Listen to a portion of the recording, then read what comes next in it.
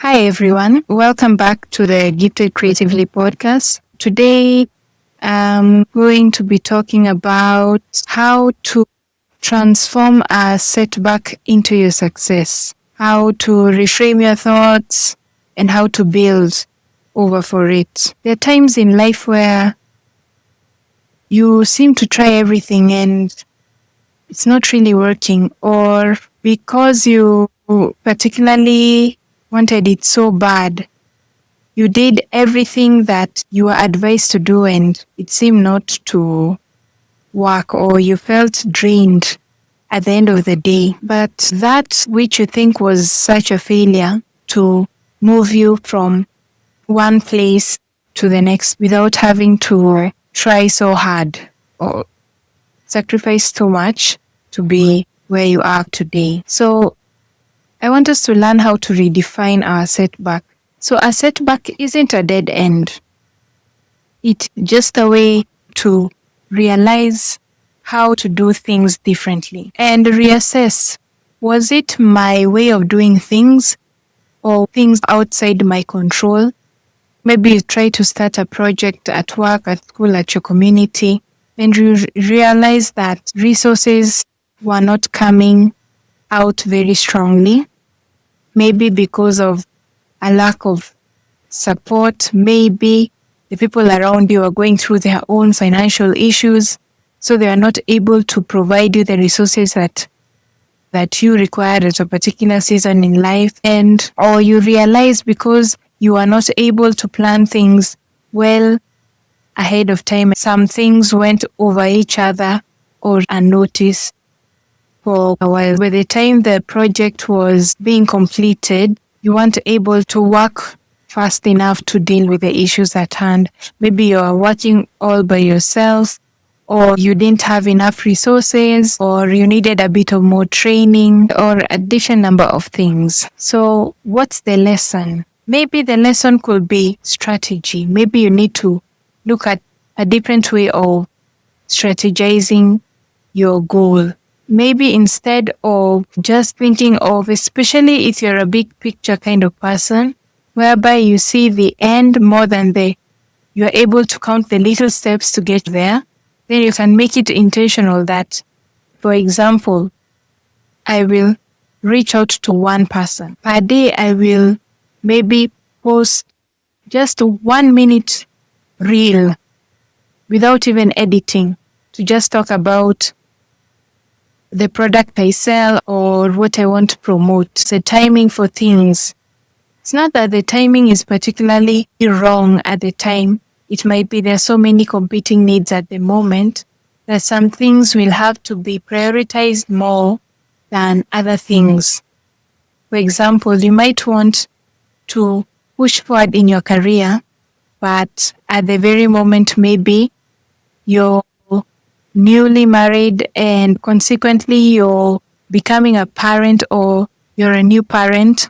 So the priorities at home currently right now will sometimes have to make you delay a bit to arrange things well to function well at work or in business. Spot opportunities for growth. So for example, if it was a business that was not working and you had to shut it down, maybe you didn't prioritize planning at first.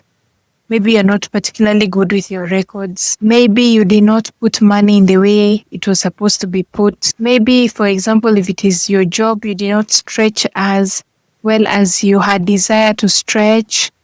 Maybe you did not work very well with your colleagues. Sometimes just personal and extenuating circumstances. Sometimes you may find yourself in a place whereby, because you're going through grief, life has its own way of lifing. Going through grief, going through different seasons, trying to navigate learning fast and doing your work efficiently, or trying to navigate the social media space for your business or for whatever other venture you're trying to get in. And instead of beating yourself up, you can look at, for example, I didn't plan. So how can I, for 30 minutes every day, how can I be able to sit and learn something How can I be able to sit and learn how to budget for my business? How can I be able to sit and learn how to do personal budgeting and personal tracking of my finances so that not every month I am borrowing money to be able to survive, that I'm not constantly in a survival mode. If you're trying to meet new people, you can even do a weekly attending of a networking event in the evening after work, or on Saturday or Sunday. You can schedule days in between whereby you can be able to just meet new people and talk. Or if you're in that space where you feel like now you feel like dating, maybe you can carve out time and space to be able to do that. Or you want to meet new people because you want better job opportunities or better business opportunities, you can also schedule time for that. Then you can turn your pain into a plan. For example, if you've gone through any losses, especially in terms of career, because maybe the company was downsizing, you were laid off. And so now you have to sit and find a plan. You're going to take care of your finances. If you have a family, how you're going to take care of all of that. And also at the same time, how you are going to shift from that. If it's applying for jobs, how you're going to show your expertise, how you have created websites or different things, how you have overcome stressors. Now you can sit back intentionally and take personal responsibility and ask yourself, what was my role in this? Maybe you are fired from work. Maybe the people around you did not feel your impact. Maybe you are not as helpful. Maybe you did not put as much effort as you were supposed to do. Maybe you argued a lot with the people under you or over you, and you take personal responsibility for that, and you decide, this is how I am going to look at things differently. This is how I'm going to do things. Look at your own actions. What did I overlook? What didn't I do? Incorporate your learnings to the things that have held you back. Then even in the pain and turning the pain into a plan, you need to also learn to express gratitude. Because you might think that maybe that downsizing and you being fired was the worst thing, but maybe God wanted you to learn to trust Him. Maybe you are so secure in that job or in that business or in those businesses, knowing that it's never going to fail.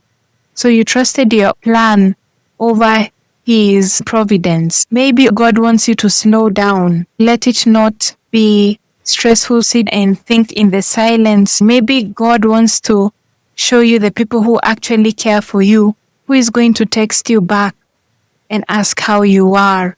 Maybe at that moment, because I believe in God having control over your life, God wants to give you ideas and kind of catapult you into action.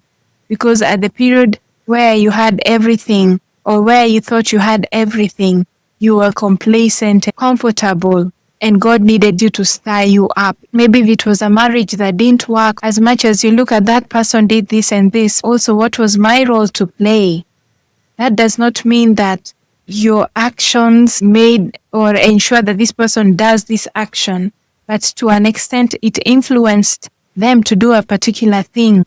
Maybe you also need to realize that there was some people pleasing within you that you couldn't say no when the time was early enough. At a time to condemn yourself and say you're not good enough, or you'll never have this, or they're not. It's a way to open your eyes, see the opportunities, and be grateful for the people around you, even for that failed job, that failed business, that failed relationship, that failed friendship.